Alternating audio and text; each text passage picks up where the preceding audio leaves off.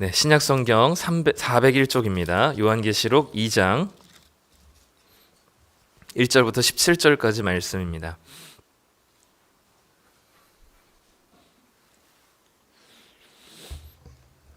네, 우리 다 찾으셨으면 한 절씩 우리 교독하도록 하겠습니다. 제가 먼저 1절부터 읽겠습니다. 에베소 교회의 사자에게 편지하라. 오른손에 있는 7 별을 붙잡고 7 금촛대 사이를 거니시는 이가 이르시되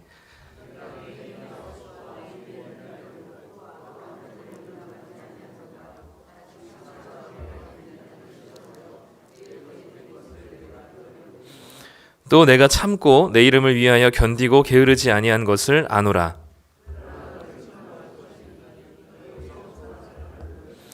그러므로 어디서 떨어졌는지를 생각하고 회개하여 처음 행위를 가지라. 만일 그리하지 아니하고 회개하지 아니하면 내가 내게 가서 내 촛대를 그 자리에서 옮기리라.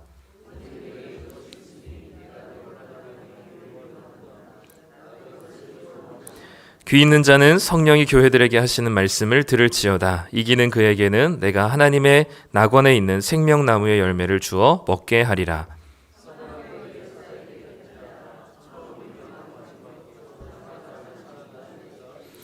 내가 내 환난과 궁핍을 알거니와 실상은 내가 부요한 자니라. 자칭 유대인이라 하는 자들의 비방도 알거니와 실상은 유대인이 아니요 사탄의 회당이라.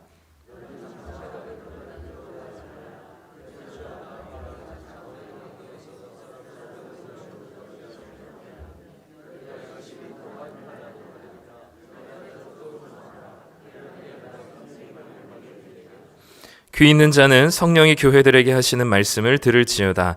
이기는 자는 둘째 사망의 해를 받지 아니하리라.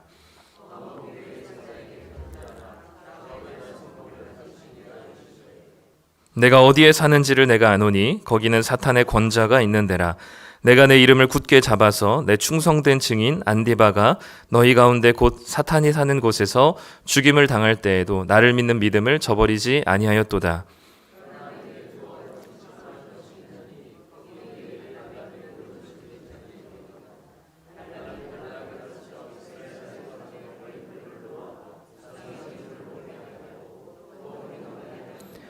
이와 같이 내게도 니골라당의 교훈을 지키는 자들이 있도다.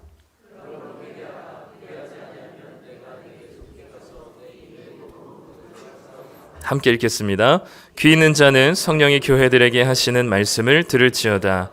이기는 그에게는 내가 감추었던 만나를 주고 또 흰 돌을 줄 터인데 그 돌 위에 새 이름을 기록한 것이 있나니 받는 자 밖에는 그 이름을 알 사람이 없느니라. 아멘. 네, 우리 일부 예배에 나오신 성도님들을 환영하고 축복합니다. 네, 오늘은 인사를 한번 하시죠. 네, 밤새 눈이 왔습니다. 네, 저희 그게 아니라 네네. 네, 네, 그거 제 말이고요. 네, 우리 화이트 크리스마스라고 인사해 주시죠. 네, 네, 아이고야, 네, 네. 네, 저희 애들이 강력하게 하나님께 눈이 오기를 제발 기도하고 저는 정말 눈이 안 오기를 기도했었는데 이번에는 아이들이 이겼네요. 그래서 네, 어제 밤새 하나님이 하얀 이불을 덮어 주셨습니다. 아침에 너무 깜짝 놀랐어요. 네, 눈이 올 줄도 몰랐는데 너무 감사하고 또 정말 제대로 된 크리스마스인 것 같습니다. 저는 지난 그 목요일 날 한 공연을 보게 됐는데요. 저희 교회 이제 성도님 중에 춘천 시립 합창단 단원이 계셔서 연말 송년 공연을 이제 보게 됐습니다. 근데 핸델의 메시아를 이제 했는데 저는 사실 핸델의 메시아가 그렇게 긴 줄 몰랐어요. 그리고 이게 여러 곡들이 합쳐져 있는 건지 몰랐습니다. 그냥 할렐루야 정도 한 곡을 그냥 있는 걸로만 알고 있었는데 50 몇 곡 정도가 되는데 이제 그걸 좀 이제 몇 개 이제 축약해서 했는데요. 사실 할렐루야 빼고는 아무것도 모르더라고요, 곡을. 그래서 참 클래식의 문외한, 그리고 문화와 예술에 있어서 굉장히 문외한이다라는 느낌이 많이 들면서 그냥 딱 들으면서 이제 감상하면서 드는 생각이 성도님들도 그러니까 이제 그 핸델의 메시아 같은 경우도 이제 그 곡을 알고 준비하신 아마 그 단원분들이나 합창단이나 또 악단 분들은 너무나 그 곡을 잘 아시겠지만, 그리고 그 의미가 뭔지는 아시겠지만, 외국어로 영어로 듣는 우리들에게는 사실 잘 무슨 이야기인지 잘 모르겠다는 느낌이 드는데, 성경도 뭐 저도 이제 뭐 완벽하게 이해하는 건 아니지만 어쨌든 성경을 가지고 공부하고 배웠던 사람으로서 조금 이게 쉽다고 계속 말씀을 드리지만, 성도님들한테는 이것들이 또 어려울 수도 있겠다라는 생각들이 많이 듭니다. 물론 저보다 훨씬 더 성경을 많이 이해하시고 읽으셨겠지만, 그러면서 이게 마냥 내 시각으로만 이걸 전달하는 게 참 좀 모자란 일이겠다라는 생각들이 많이 듭니다. 그러면서 좀 더 쉽고 그리고 좀 더 들리는 설교가 어떻게 준비를 해야 될까를 좀 고민하게 되는 시간들이었던 것 같습니다. 그 공연 중에 좀 인상 깊었던 건, 전혀 몰랐는데 핸델의 메시아 중에 이제 그 할렐루야라는 곡이 이제 중간에 있는데, 그 할렐루야라는 곡이 시작되니까 갑자기 관객들이 다 일어나더라고요. 그래서 저도 왜 일어나야 되는지 모르고 다 일어나니까 일어났는데, 거기 곡 설명에 보니까 그 핸델의 메시아를 처음 런던에선가 초연했을 때 그것을 들었던, 그 할렐루야라는 곡을 들었던 그 조지 2세 국왕이 너무 감탄한 나머지 이제 일어났다는 것을 시작으로 이제 그 할렐루야가 나오면은 서는 것이 이제 전통이 됐다고 해요. 근데 마치 이제 그 할렐루야라는 곡의 아름다움이기도 하지만, 또 하나님께서 또 그 누군가가 이제 우리가 좀 높은 분이 오시면 우리가 일어나서 맞이하는 준비를 하듯이 우리 예배 시간에도 일어났다가 앉았다가를 반복하잖아요. 그런 이유들이 바로 우리의 왕이신, 그리고 우리의 찬양을 받기에 합당하신 하나님을 영광 돌리고, 또 하나님께서 뭐 실제로 계속 계시지만 우리의 예배 가운데 우리가 하나님께서 오시는 것을 우리가 기쁨으로 맞이하는 모습들이지 않을까라는 생각들이 들었습니다. 그래서 오랜만에 귀를 호강하고 오게 되었습니다. 오늘은 우리 그 요한계시록 2장 1절부터 17절까지 말씀을 함께 읽었는데요. 이 본문은 사실 작년에 제가 청년부를 할 때 요한계시록 본문으로 설교를 한 5편을 한 게 있는데, 그 중에 이제 오늘 본문도 사실 작년에 했었던 설교입니다. 거기서 다시 이제 설교 준비를 하는데 크게 달라질 내용들이 사실 없기 때문에 그 부분들을 좀 편집하고 수정해가지고 오늘 같이 말씀을 나누려고 합니다. 우리 지난주에 우리가 1장을 같이 봤는데요. 그 1장에 예수님께서 이 요한계시록이라는 책이 우리가 생각하는 것처럼 두렵고 비밀스러운 책이 아니고, 당시에 도미티안이라고 하는 가장 극심한 박해 가운데 있었던 교회를 위로하고 그들에게 예수님께서 보이진 않지만 너희들과 함께 이제 계신 분이다 라는 소개로 예수님이 어떤 분인지를 말씀하고 있다라고 얘기했습니다. 그래서 원래는 하나님에 대한 소개와 예수님에 대한 소개가 전에도 계셨고로 시작하지만 예수님을 소개하면서 이제 계신 분으로 교회에게 말씀하면서 예수님께서 너희들과 함께 하시다라는 사실을 이제 이 예수님을 소개하면서 요한계시록이 위로와 격려를 주는 책이다라고 말씀드렸습니다. 예수님에 대한 소개와 예수님에 대한 묘사가 사실 요한계시록에 굉장히 많이 나오는데요. 우리가 지난번에 봤던 1장 1절부터 8절까지, 8절 이후 9절부터 20절도 예수님이 얼마나 화려하고 매력적이신 분인지 설명을 너무나 기가 막히게 하고 있습니다.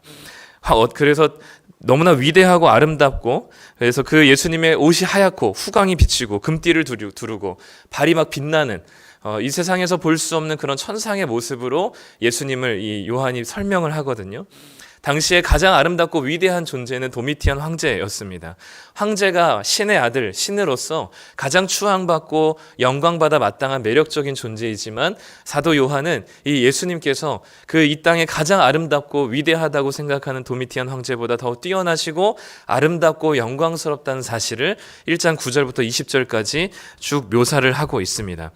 그래서 이 1장을 예수님에 대한 묘사를 기록한 1장을 보면 우리가 한마디로 이렇게 줄일 수가 있습니다. 예수님 폼 미쳤다, 이렇게 설명할 수 있죠. 그래서 예수님의 모습이 굉장히 아름답고 영광스러운 모습으로 묘사가 되는데, 그 중에서도 좀 제 눈에 띄는 것들은 무엇이냐면, 예수님이 교회 사이에 머물고 계시다는 표현이 사실 굉장히 큰 인상이 깊습니다. 오늘 말씀 1장 13절을 한번 읽도록 하겠습니다. 촛대 사이에 인자 같은 이가 밤에 발에 끌리는 옷을 입고 가슴에 금띠를 띠고, 발에 끌리는 옷을 입고 빛난 맑은 물소리 같은 목소리, 수많은 묘사들이 있지만 그 중에서도 우리 눈에 띄는 것은 무엇이냐면 촛대 사이에 계신 분, 촛대는 교회를 가리킵니다. 그러니까 교회 사이에 교회와 함께 머물고 계신 예수님의 모습을 표현하고 있는 것이 사실 지금 교회로서는 당시 1세기 교회로서는 예수님이 함께하지 않는 것과 같습니다. 마치 욥이 고난 중에 하나님을 아무리 외쳐도 하나님의 대답이 없는 것처럼 예수님의 이 수많은 고난 속에서 예수님이 보이지 않는 것 때문에 예수님이 도대체 함께하고 계신지, 우리가 지금 뭐 때문에 고난을 받고 있는지를 의심하면서 생각하고 있는 교회들에게 예수님의 모습을 표현해주고 있는 여러 표현들 중에 예수님께서는 너희들과 함께 계시다는 사실, 7 촛대 사이에 머물고 계신 그 교회 사이에, 교회 가운데 함께 계신 그 고통 중에 함께 계신 예수님을 표현해주고 있는 것이죠. 그 고통의 순간 느껴지지 않더라도, 보여지지 않더라도 예수님께서 교회에 머물러 계시다는 사실을 사도 요한이 보고 있었고 그것을 요한계시록에 기록한 것입니다. 그렇기 때문에 당시에 고난 중에 있었던 1세기 교인들에게는, 성도들에게는 다른 예수님의 그 화려한 표현보다는 바로 이 촛대 사이에 머물고 계신 예수님의 모습이 가장 인상 깊었을 것 같습니다. 이 교회와 함께 하신 예수님께서 이제는 7 교회들을, 대표적인 7 교회들에게 편지를 한 교회씩 보내게 됩니다. 특히 소아시아 지역에 있는 7개의 교회들에게 편지를 보내고 있는데, 그 편지의 순서들이 에베소 교회를 시작으로 해서 라오디게아 교회까지 총 7 교회가 나열되어 있습니다. 이 7 교회는 믿음을 지키기 어려운 다양한 상황들이 한 가지씩은 있었어요. 그래서 이 믿음을 지키기 어려운 상황들이 어떤 것이었는지 7 교회를 다 보긴 어렵지만 우리가 오늘 읽은 3 교회 정도만 보려고 합니다. 첫 번째 에베소 교회는요, 옳고 그름이 분명했었던, 그리고 성경에 대한 지식과 하나님에 대한 지식이 가득했었던 교회였습니다. 이 에베소라는 도시는 우리 성도님들도 잘 알겠지만 동쪽의 수도라고 불릴 정도로 에베소 도시가 굉장히 큰 도시였습니다. 그리고 이 큰 도시에는 반드시 그리스 로마 신전의 대형 신전들이 많이 있었습니다. 에베소라는 도시를 지금도 가보시면 알겠지만 아르테미스 신전이라고 하는 7대 불가사의라고 할 정도로 어마어마한 규모의 신전이 에베소라는 지역에 있었습니다. 거대한 신전이 있다는 사실은 우리가 건물이 있으면 이곳에 모여서 예배를 드리듯이 그 신전에 모여서 그 신을 찬양하고 축하하고 그 신을 위한 퍼레이드와 그런 축하 공연들이 그 신전에서 늘 있어 왔습니다. 지난주도 말씀드렸지만 그리스 로마 신화 이야기들은 대부분이 성적인 내용들이기 때문에 거기서 일어나는 수많은 퍼레이드와 축제의 내용들은 굉장히 난잡했습니다. 에베소라는 도시, 고린도라는 도시도 그랬듯이 이 에베소라는 도시도 굉장히 성적으로 그리고 윤리적으로 도덕적으로 타락한 도시의 대표적인 도시였습니다. 주변을 가면 모두가 다 그런 것들이 당연한 사회 속에서 살아가고 있는 게 에베소였죠. 그렇기 때문에 에베소 주변을 돌아다보면 도저히 하나님을 올려다볼 수 없을 정도로 굉장히 타락한 도시였습니다. 그런 곳에 에베소 교회가 존재했습니다. 그런데 에베소의 교회는 그런 수많은 유혹과 타락에도 흔들리지 않고 철저하게 자신들을 구별된 삶으로 자신을 지켜냈었던 사람들이 바로 에베소 교회였습니다. 오늘 말씀 2절과 3절 말씀을 함께 읽겠습니다. 시작. 또 악한 자들을 용납하지 아니한 것과 자칭 사도라 하되 아닌 자들을 시험하여 그의 거짓된 것을 내가 드러낸 것과 또 내가 참고 내 이름을 위하여 견디고 게으르지 아니한 것을 아노라. 7 교회 중에 이렇게 많은 칭찬을 받은 교회는 없습니다. 성경적인 탁월한 지식이 있었고 그리고 올바른 교리와 기준을 가지고 있었고 그 옳고 그름을 분명히 나누어서 잘못된 것이 무엇인지를 아는 자들이었습니다. 세속의 흐름 속에 매몰되지 않고 분명하게 기준을 제시할 수 있는 사람들이었고 세상의 가치관과 다른 삶을 살 수 있는 사람들이 에베소 교회였습니다. 주변 상황은 타락할 수밖에 없는 상황이었지만 에베소 교회는 그 세속적인 흐름에 동참하지 않고 그것을 동참하도록 유혹하는 거짓된 잘못된 가르침들을 구별해낼 줄 알았고 그들을 교회에서 쫓아낼 줄 알았던 분명한 기준과 진리의 분명한 기준을 가지고 명확한 삶을 살았던 사람들입니다. 죄와 절대 타협하지 않고 이 정도쯤이면 괜찮다고 하는 그런 틈바구니 속에서 무엇인가 아니라고 할 줄 아는 교회가 바로 에베소 교회였습니다. 사실 지금 우리가 살아가고 있는 현실이 에베소 교회가 머물고 있었던 당시 에베소와 크게 다르지 않은 것 같습니다. 어떤 분명한 기준과 선이 없어져 버렸고 그 선을 넘는 것이 어떤 세련되고 유행을 주도하는 것 같은 세대에서 살고 있습니다. 고리타분한 전통과 기준들은 어느새 꼰대스러움이 되어버렸고 너무 빡빡하게 살지 않고 적당히 여유를 가지고 그 정도는 우리가 넘어가면서 그 정도는 우리가 다 받아들일 수 있는 세상 가운데 살고 있습니다. 죄와 타협하면서 어느덧 자신의 욕심대로 살아가게 만드는 이 세상이 바로 에베소가 머물고 있었던 당시 1세기 상황과 지금 우리가 살아가고 있는 21세기 상황과 크게 다르지 않는 거죠. 이게 6절에서 말하는 니골라 당의 모습이었습니다. 니골라 당이라고 하는 사람들은 적당히 타협하자. 우리가 이 세상에서 우리가 너무 우리끼리만 고결하게 그리고 거룩하게 살아가기보다 우리가 조금은 허용하고 용납하고 우리가 좀 그렇게 살자. 그 정도는 괜찮다라고 얘기했었던 사람들이거든요. 그런데 에베소 교회는 이 니골라 당을 미워하고 이들을 철저하게 분리시키고 교회에서 쫓아내는 아주 단호한 기준을 가진 거룩한 사람들이었습니다. 그렇기 때문에 예수님께서는 7교회 중에 가장 많은 칭찬을 에베소 교회에 하셨죠. 그런데 이 에베소 교회는 한 가지가 부족했습니다. 그게 무엇이냐면 사랑이 부족했어요. 사랑이 부족한 게 아니라 사랑이 없었습니다. 오늘 말씀 4절 말씀을 한번 읽어보도록 하겠습니다. 시작. 그러나 너를 책망할 것이 있나니 너의 처음 사랑을 버렸느니라. 우리는 보통 이 구절을 이해하면서 예수님에 대한 첫사랑을 잃어버렸다라고 이 표현을 하지만 사실 오늘 본문에서는 잃어버린 게 아니라 의도적으로 에베소 교회는 이 사랑을 버렸습니다. 에베소 교회의 이런 상황도 사실 이해는 됩니다. 왜냐하면 그런 수많은 방탕함과 타락 속에서 자신의 정체성을 지켜야 했기 때문에 분명한 진리의 기준이 필요했던 것이죠. 분명한 기준이 필요했습니다. 그래야만 자신이 살아가고 있는 이 에베소라는 환경 속에서 교회를 유지할 수 있었으리라 생각이 되는 것이죠. 그런 상황에서는 뭔가 분명히 분별할 수 있는 기준이 필요했습니다. 그런데 처음에는 이 니골라 당의 행위만을 미워했어요. 이들의 거짓된 가르침만을 미워했습니다. 그런데 점점 그들이 사람까지 미워하게 되었고 그들이 세워놓은 기준으로 다른 사람들을 정죄하고 비난하고 비판하는 폭력에까지 이르게 되었습니다. 결국 에베소 교회는 많은 걸 하는 분주한 교회였지만 사랑이 그 안에 비어 있었습니다.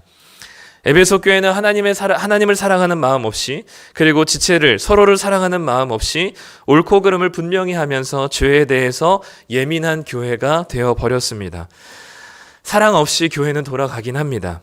그리고 사랑 없이 많은 행사들도 할 수 있습니다. 사랑 없이 예배 드리는 행위도 할 수 있고요. 사랑 없이 소그룹을 모이는 일들도 참여할 수는 있습니다. 그런데 다른 거 다 잘하고 다른 거 다 완벽하고 죄와 타협하지 않고 기준을 분명히 세우는 일들을 다 열심히 해냈지만 하나님께서는 사랑 하나가 없다고 예수님께서는 지금 회개를 요청하시고 촉구하고 계십니다.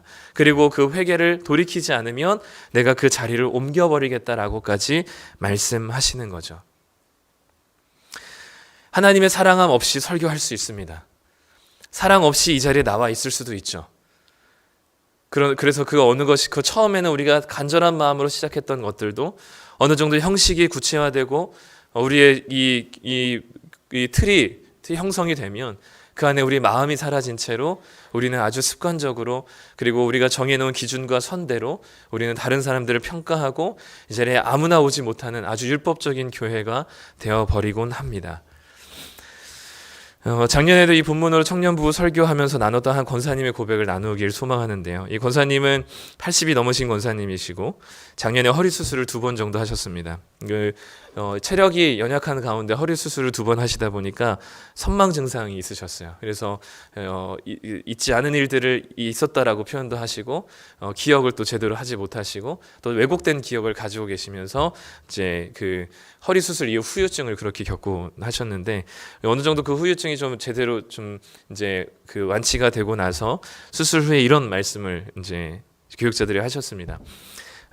자기를 위해서 기도할 때 이렇게 기도하라고 해달라고 요청을 하신 거죠. 이렇게 몸 아파가면서 사는 게 얼마나 고통스러운지 알아? 나 위해서 기도할 때 더 오래 살게 해달라고 기도하지 말고 그냥 평안하게 천국 가게 기도해줘. 이렇게 이제 얘기를 하셨어요. 제가 이런 말을 하면 우습게 들리겠지만 평생을 하나님을 진실로 사랑하고 그리고 주님께서 맡겨주신 사람들을 진실함으로 섬기고 사위 되신 선교사님의 뒷바라지를 하고 또 손자들을 평생 밥해 먹이면서 그렇게 사셨던 그 권사님이 그런 고백을 하니까 그 권사님이 그렇게 요청하시는 그 말 속에 제가 아니 권사님 그게 무슨 소리예요? 죽어서 가는 천국이 아니라 지금부터가 천국이에요 라는 그런 이야기들이 무슨 쓸모가 있나 싶더라고요. 이런 성경 좀 안다고 하는 저의 설교가 그리고 성경을 좀 바르게 해석하고 이해해야 된다는 저의 이런 설교와 저의 그런 신학적인 지식이 그 80년을 그렇게 믿음으로 달려오셔서 이미 자기가 이 세상에서 누릴 천국을 다 누리셨다라고 고백하면서 평안하게 천국 갈 수 있도록 더 여기서 몸 아파가면서 사는 것보다 그냥 주님 앞에 하나님 품에 빨리 가는 게 좋겠다라고 고백하시는 그 권사님의 고백 앞에 뭐 이런저런 해석과 이런저런 성경의 이야기들과 본질적인 의미, 원래의 해석, 단어의 그 진실 구체적인 의미 이런 것들이 그 고백 앞에서는 참 무색하게 느껴지더라고요. 에베소 교회가 그랬던 것 같습니다. 아마 성경적인 지식이 너무 잘 알고 있었고 무엇이 옳고 그른 것인지 너무나 잘 알고 있었고 분별할 수 있는 분명한 선과 기준들이 에베소 교회는 분명히 있었지만 어느덧 하나님을 향한 사랑과 서로를 향한 사랑을 버린 채 기준과 선만 날카로워져서 죄에만 예민해져서 치리하고 징계하고 쫓아내는 것에 익숙한 교회가 되어버렸던 것이죠. 그 권사님은 지금도 수면제가 없으면 잠을 청하지 못하시는 분인데도 불구하고 이 세상에서 누릴 만한 하나님의 은혜를 다 누렸다라고 고백하는 그 고백이 하나님을 사랑하는 자의 고백이 무엇인지 그 신앙의 진실된 마음이 무엇인지를 깨닫게 해주는 것 같습니다. 이런 에베소 교회와 같은 저의 마음 가운데 그 권사님의 고백이 하나님께서 그 처음 버렸던 그 사랑을 다시 회복하라는 말씀처럼 들리게 된 것이죠. 에베소 교회는 분명한 옳고 그름의 지식과 기준은 있었지만 사랑이 없었던 어느새 오래된 신앙생활 속에서 자신의 틀과 형식은 있지만 하나님께 드리는 마음이 없었던 교회 또는 우리들의 모습을 보여주고 있습니다. 두 번째 교회 보고 싶은 교회는 버가모 교회인데요.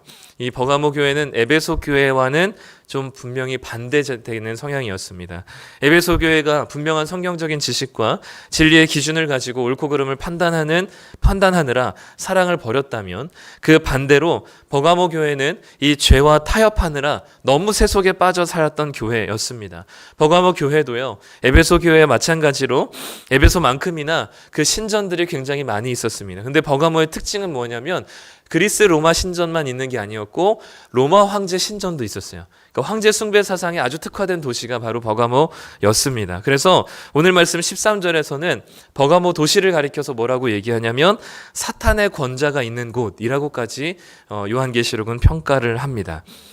그러나 버가모의 상황도 에베소와 다르진 않았지만 버가모 교회는 에베소 교회와 달리 분명한 기준도 없었고요.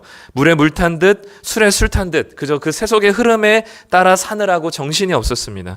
분명한 기준이 없이 이 세속의 흐름 속에 빠져 살았던 버가모 교회. 그래서 이것이 죄인지 죄가 아닌지도 구별이 안 된 채로 그냥 세상에서 하는 것들의 문화와 가치를 따라 살아갔었던 사람들이 바로 버가모 교회였죠. 이것도 지금의 우리와 비슷해 보입니다. 우리 어른 성도님들, 기성세대 분들이 에베소 교회와 같은 모습이 좀 비슷하다면 우리 젊은 세대들은 버가모 교회와 마치 비슷해 보입니다.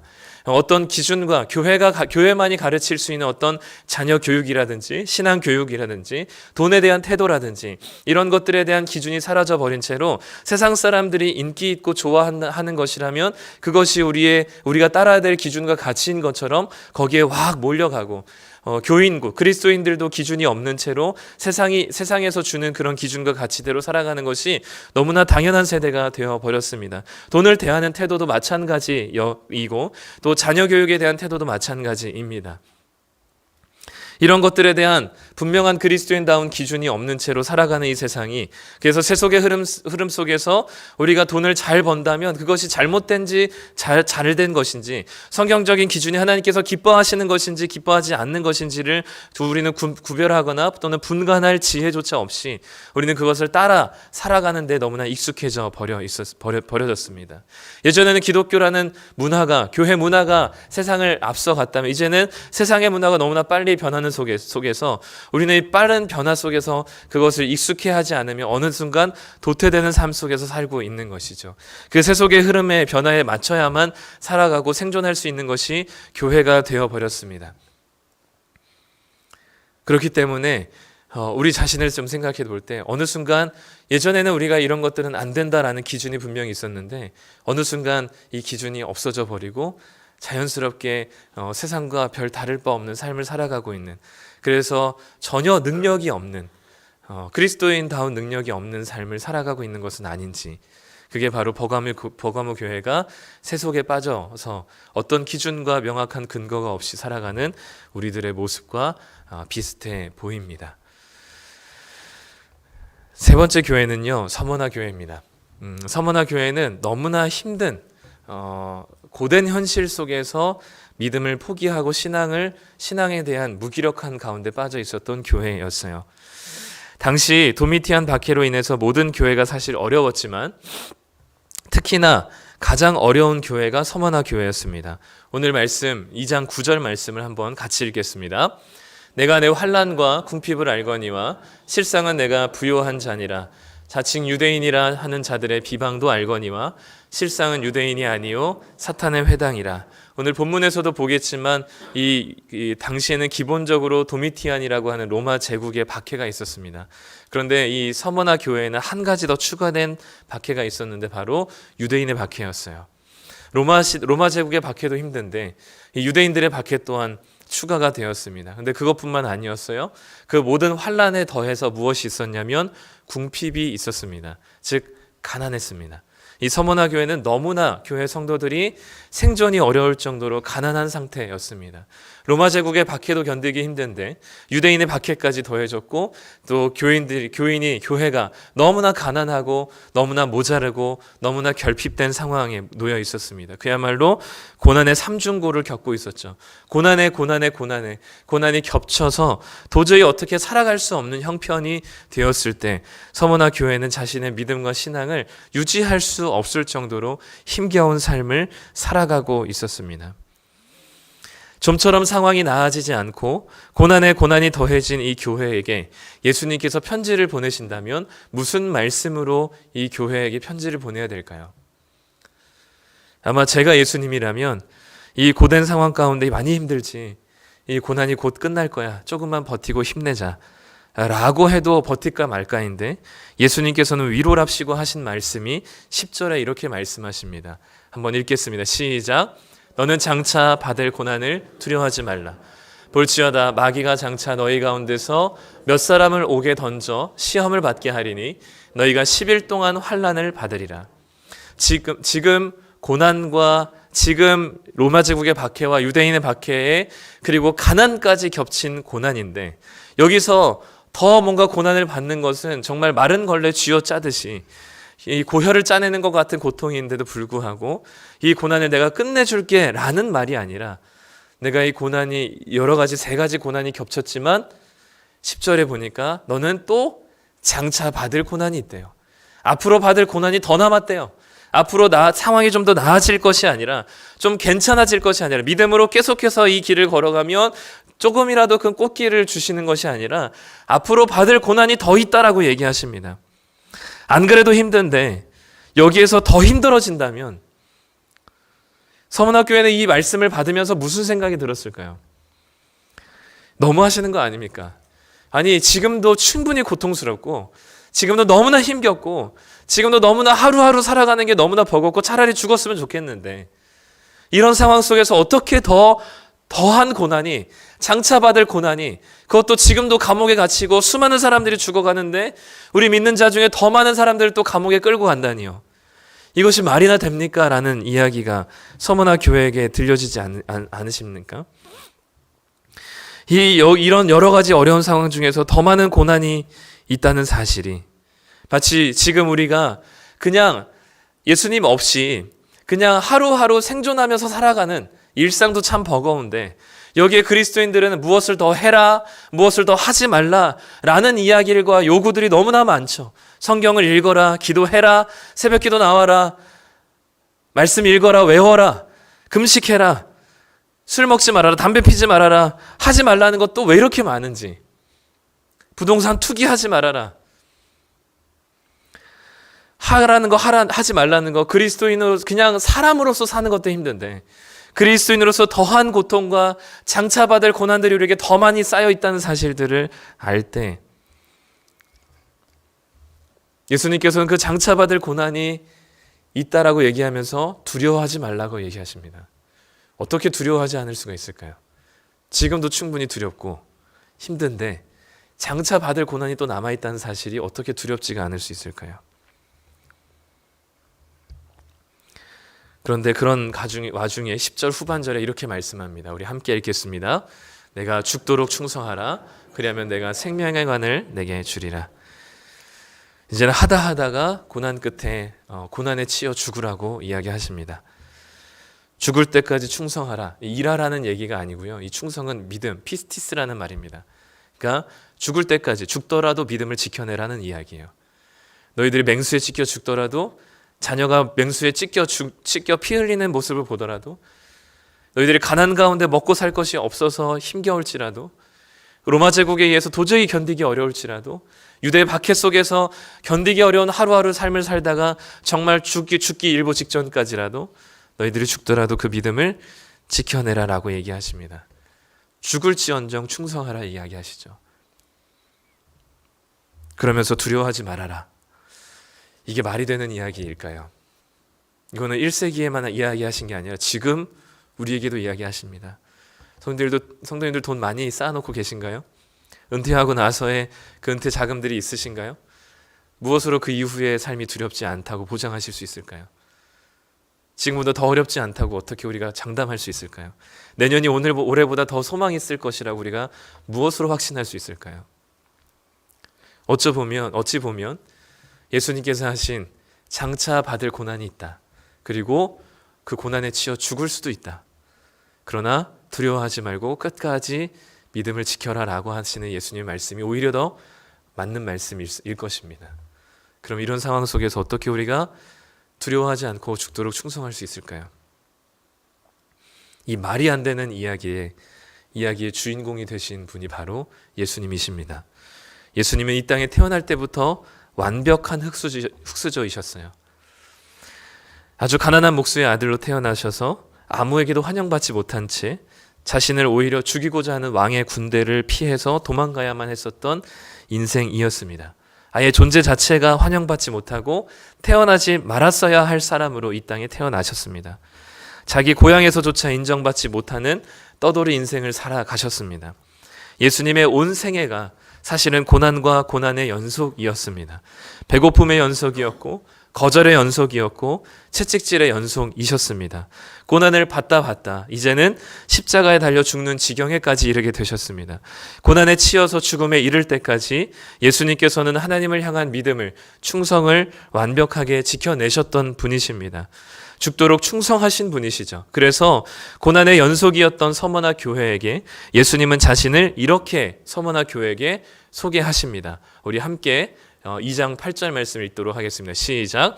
서머나 교회의 처음이요 마지막이요 죽었다가 살아나신 이가 이르시되. 예수님은 죽도록 충성하신 분이십니다. 그리고 죽음에 이르신 분입니다. 그러나 그것이 끝이 아니셨고 죽었다가 다시 살아나신 분이십니다. 이전에 누렸던 생명이 아니라 영원한 생명을 누리신 예수님이라는 표현을 죽어가고 있는, 고난에 치여가고 있는 서머나 교회에게 예수님께서는 말씀하셨습니다. 예수님께서 그렇게 고난의 연속 가운데 고난에 치여 죽기까지 충성하셨기 때문에 서머나 교회의 고통을 누구보다 잘 알고 계셨던 예수님께서는 두려워하지 말라고 말씀하신 것이죠. 서머나 교회는 죽었다가 다시 살아나신 예수님만을 의지해야만 그 고난 가운데서도 죽음 가운데서도 고통을 이겨낼 수 있는 사람이 되는 것이었습니다.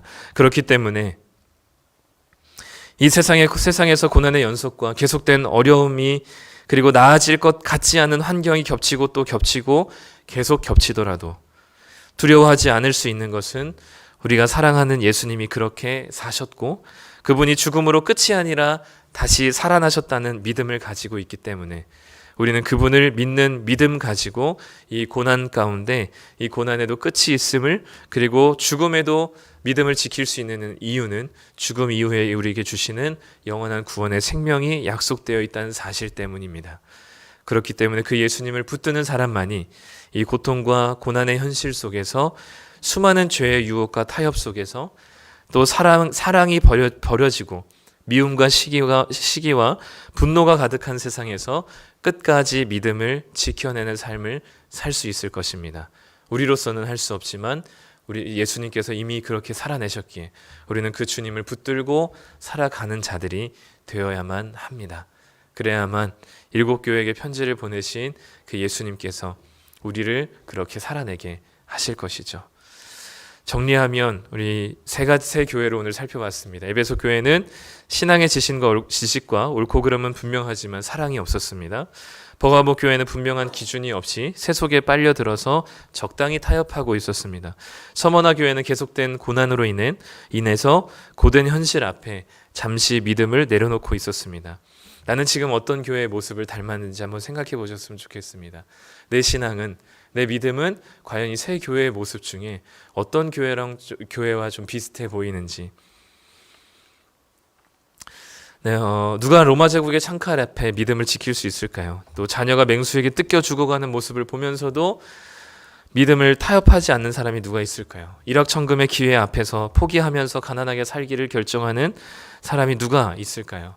모두가 이 방향이 맞다라고 살아가는 세상 속에서 손해를 보더라도 그것을 거스르며 끝까지 사랑할 수 있는 사람이 누가 있을까요? 우리는 할 수 없지만 그것을 해내신 예수님께서 계시기에 우리는 이 예수님이 이 땅에 우리를 사랑하셔서 이 땅에 가난한 채로 오셨고 우리를 사랑하셔서 그 고난의 연속인 삶 가운데 포기하지 않으셨고 결국 십자가의 죽음에 이르기까지 하나님 나라의 기준과 가치를 따라 끝까지 살아가신 예수님이심을 볼 때 우리는 이 땅에 예수님께서 가장 연약한 모습으로 오셔서 우리와 같은 모습으로 또 우리의 고통을 우리의 잘 아시며 또 우리의 믿음 가운데 누구보다 열심히 살아내셨던 그 예수님의 삶을 보면서 그 예수님을 의지하면서 버텨냈던 초대교회 성도들처럼 우리 예수님을 의지하고 붙들면서 우리의 이 고된 현실 앞에 사랑 없는 현실 앞에 또 기준 없는 현실 앞에 우리가 주님을 붙들며 살아가시며 믿음을 지켜내시는 성도님들이 되시기를 간절히 소망합니다.